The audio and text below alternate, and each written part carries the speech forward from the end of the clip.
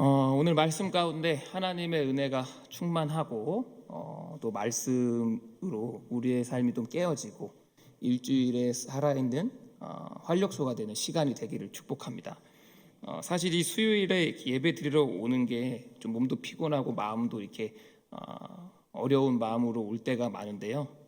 편안하게 말씀을 들으시고 하나님께서 에너지를 주실 것입니다. 그래서 그 에너지를 받고 저 문을 열고 나갈 때에는 왔을 때의 발걸음과는 다르게 좀 힘차게 이렇게 저처럼 초복초복초복 이렇게 걸어서 나가시는 여러분들 되기를 축복합니다. 여러분들 율법이란 단어를 들어보셨을 거예요. 율법이란 단어.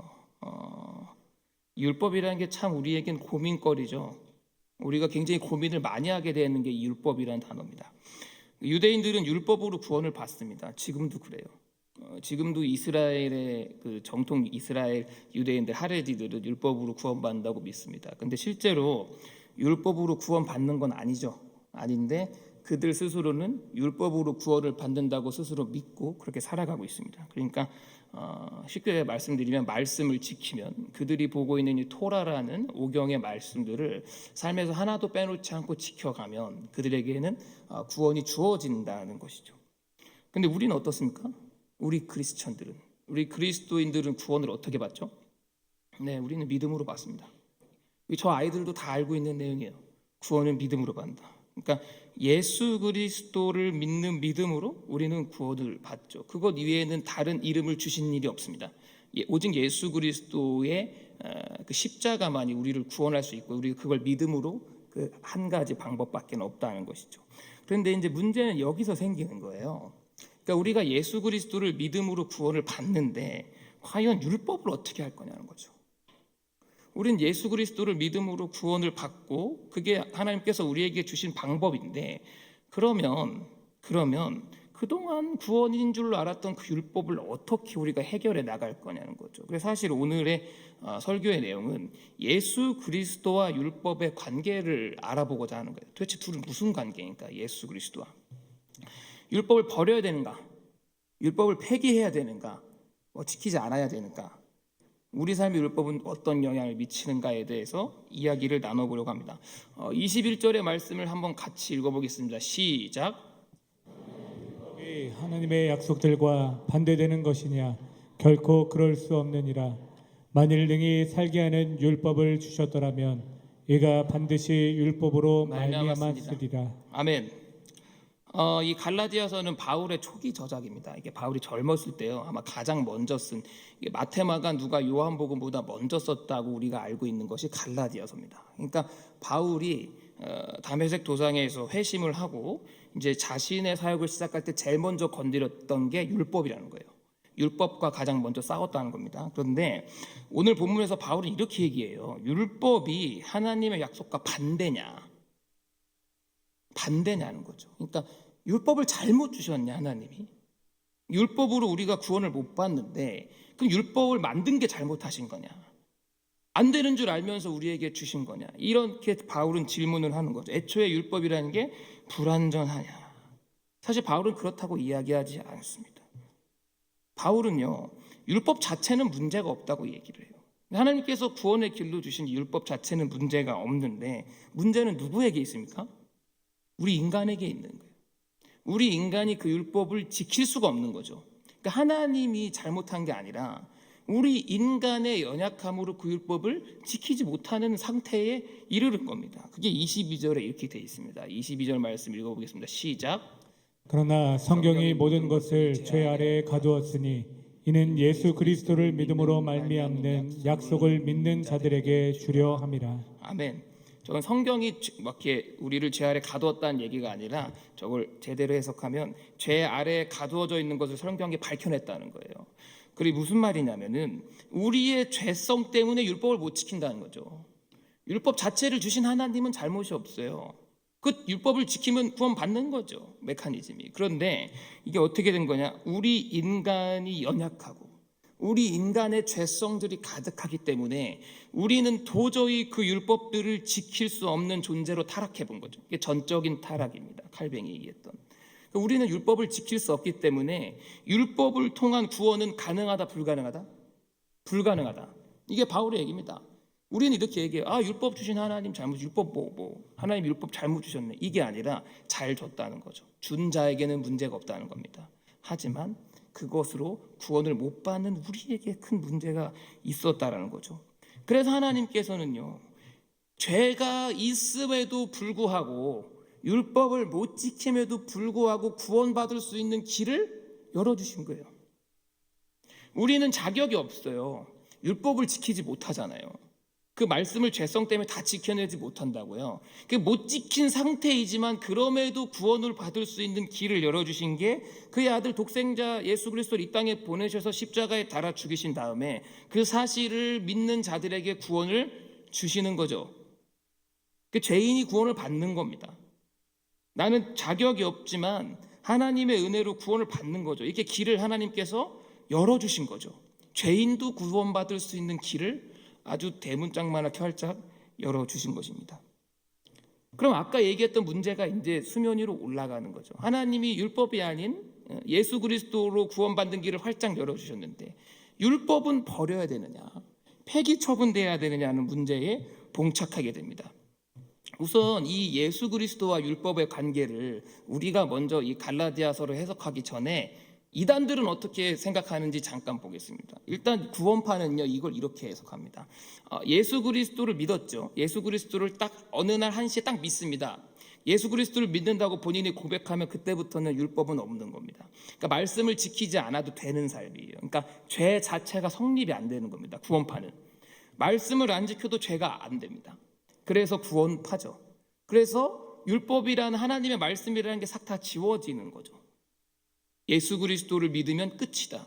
말씀은 지킬 필요 없어. 율법은 다 폐기되는 겁니다. 이것과 아주 반대되는 이단이 안식교입니다. 안식교는요, 예수 그리스도를 믿어도요, 율법 안 지키면 지옥 갑니다.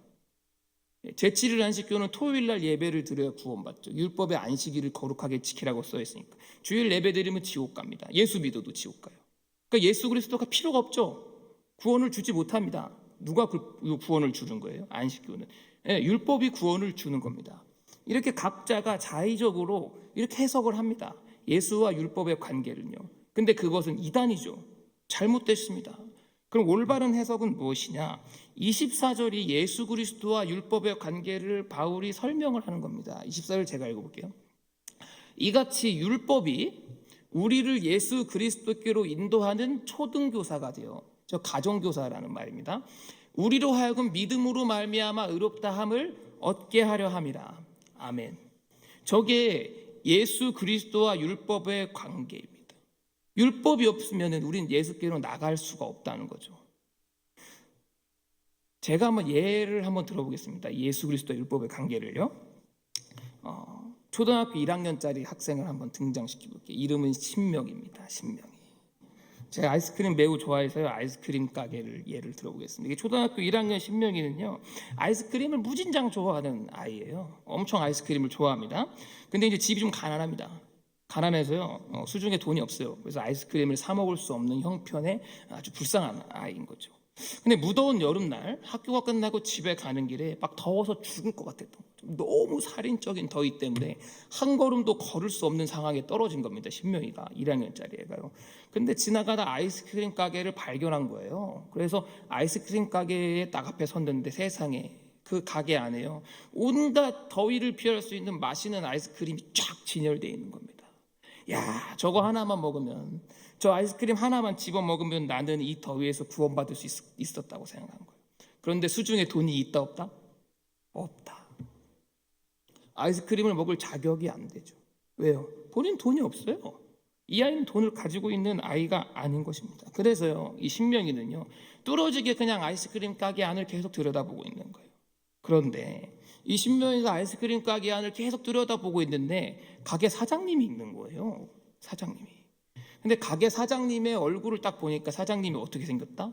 너무 착하게 생겼다. 너무 선하게 생겼다. 누구처럼? 강신명 목사처럼. 너무나 인자하게 생겼다. 그런데 그 얼굴을 보자 이 신명이에게 갑자기 믿음이 생기기 시작했어요. 무슨 믿음이 생겼냐면, 왠지 저분한테 가서, 내가 문을 열고 들어가서 사장님한테 아이스크림 좀 하나만 주세요 하면 줄 것 같은 거죠. 줄 것 같아요. 왜? 너무 선한 분이에요. 그래서 신명이가요, 용기를 내서 아이스크림 가게 문을 열고 들어가요. 들어가서 사장님한테, 사장님 저 아이스크림 하나 주세요, 이렇게 얘기합니다. 사장님이 신명이에게, 1학년짜리 신명이에게 이렇게 얘기합니다. 아이스크림 먹고 싶냐? 네, 먹고 싶어요. 돈 있어? 돈 없는데요. 여기 아이스크림은 2,000원이야. 이렇게 얘기하는 거죠. 1,000원도 비싼데 2,000원이 어디가 있어요? 없죠. 한참을 고민하던 사장님이요, 신명이한테 이렇게 얘기를 하는 거예요. 아이스크림을 냉장고에서 하나 꺼내서 그 손에 쥐어주는 겁니다. 그리고 이렇게 얘기하는 거예요. 원래는 2,000원인데 내가, 아저씨가 너에게 공짜로 줄게 하고 얘기하는 거죠. 신명이는 2,000원이 없었어요. 그런데 아이스크림을 받아들었죠. 그리고 그걸 먹으면서 집에 갔어요. 그날의 더위에서 구원받을 수 있었죠. 신명이의 능력 아니죠. 자격이 안 되죠. 누구의 은혜로 아이스크림을 먹은 거죠? 사장님이죠. 사장님의 오로지 전적인 은혜로 100원 한 장도 안 내고 아이스크림을 먹은 겁니다. 중요한 건 뒷부분이에요. 중요한 건 뒷부분. 동네 아이들이 이제 다 가게로 갑니다. 네. 근데요, 이 마음씨 좋은 사장님은요, 그 모든 아이들에게 아이스크림을 다 공짜로 줬어요. 왜냐하면 그 아이들이 다 돈이 없었거든요. 그런데요, 이 사장님은요, 이 모든 자신을 찾아온 아이들에게 아이스크림을 다 공짜로 주는데요, 무조건 아이스크림을 주는 아이들에게 똑같은 멘트를 했습니다.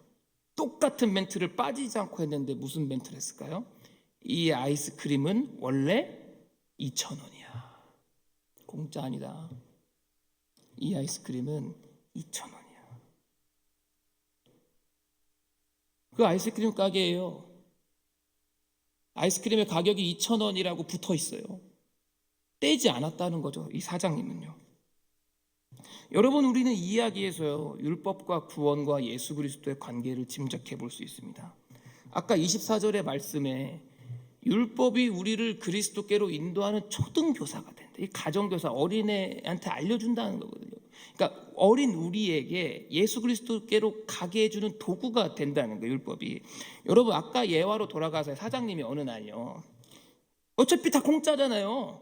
오는 아이들한테 다 공짜로 아이스크림 준다고요. 그래서 사장님이요, 에이 진짜 뭐로 2,000원에 다 공짜지 어차피. 그래서 아이스크림을 빵원으로 내립니다. 0원으로 아이스크림을 내려요. 그리고 가게 뒤에 가격표에 아이스크림은 무료입니다, 공짜입니다 라고 써붙입니다. 그러면 아이들이 어떻게 할까요? 아이들은 사장님을 만나지 않아요. 공짜잖아요. 그냥 집에 갈 때마다 가게에 들려서 우리 집 냉장고 문 열듯이 열어서 내 거인 것처럼 아이스크림 먹고 가면 됩니다. 감사하다는 말도 필요 없고 사장님 앞에서 얘기할 필요도 없고 사장님을 만날 필요도 없습니다. 근데 아이들이요, 사장님 앞으로 나오는 이유는요, 아이스크림을 달라고 요청하는 이유는요, 사장님을 만나야만 하는 이유는요, 아이스크림이 공짜가 아니라서 그래요. 2,000원이거든요. 한 번도요, 사장님은요 100원 한 장 아이스크림의 가격을 내린 적이 없어요. 무조건 2,000원입니다. 그런데 공짜로 준다는 사실이죠. 구원은 믿음으로 받습니다. 공짜죠. 공짜예요. 우리는 단 10원 한 장도 구원에 있어서 지불한 게 없습니다. 그런데요, 원래는 공짜 아닙니다. 율법을 지켜야 구원받는 거예요, 원래는요. 그런데 우리는요, 그걸 지키지 않아도, 100원 한 장 지불하지 않아도 예수 그리스도를 믿음으로 하나님의 온전한 은혜로 그냥 구원을 공짜로 받게 됐어요. 나 대신 하나님의 아들이 십자가에 달려 죽으심으로 말미암았던 거죠. 애초에 우리는 자격이 안 되잖아요. 예수 그리스도의 희생으로 우리는 그냥 구원을 받았다고요.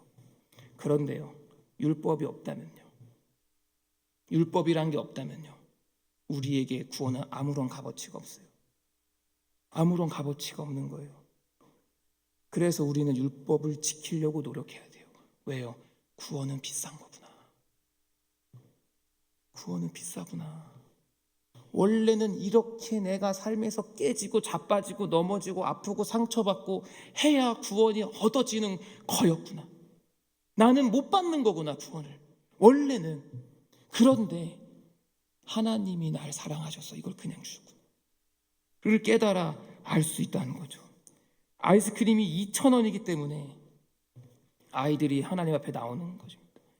율법이 있기 때문에 우린 하나님, 저는 말씀 못 지켜요. 저는 부족한 인간이에요. 전 남을 원망하고요. 입으로 사람 죽이고 살인해요. 구원받을 자격이 없는 사람이에요. 하나님 어떡하죠? 저는 2,000원이 없는데요. 그래도 저를 구원해 주세요. 돈 없어도요. 라고 얘기하는 겁니다. 율법이 있어야 그게 가능하죠. 율법은요, 초등교사입니다. 우리를요, 예수 그리스도 앞으로 강제적으로 나오게 하는 귀한 도구입니다. 그래서 우리는 삶에서요, 피 터지게 하나님의 말씀을 지키려고 노력해야 돼요. 그래야 우리에게 주어지는 구원이 더욱더 비싸지고 하나님의 은혜가 더욱더 값비싸진다는 겁니다. 그래서 율법은 초등교사라는 거예요. 예수님 앞으로 나오게 하는 초등교사입니다. 유대인들은요, 좀 비참합니다. 왜 비참할까요? 유대인들은요, 구원받기 위해 율법을 지켜요. 여러분, 구원받기 위해서 율법 지키는 건 비참한 삶입니다. 우리는요, 구원받았기 때문에 지키는 거예요. 우리는 구원받았기 때문에 지키는 겁니다. 여러분, 23절에 보면요, 이렇게 돼 있어요. 믿음이 오기 전에 우리는 율법 아래 매인 바 되었대요. 꽁꽁 몸이 결박되어 있다는 거죠. 이게 무슨 말입니까? 율법을 사실 천국 가려고 지키는 게 아니라 지옥을 안 가려고 지키는 거죠. 유대인들은요, 지옥 가기 싫어서 율법을 지키는 거예요.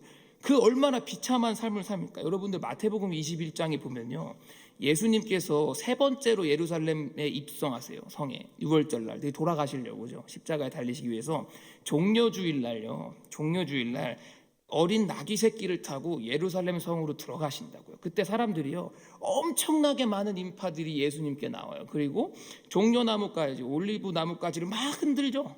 막 흔듭니다. 그러면서 뭐라고 외쳤죠? 세 글자로 호산나요. 호산나요.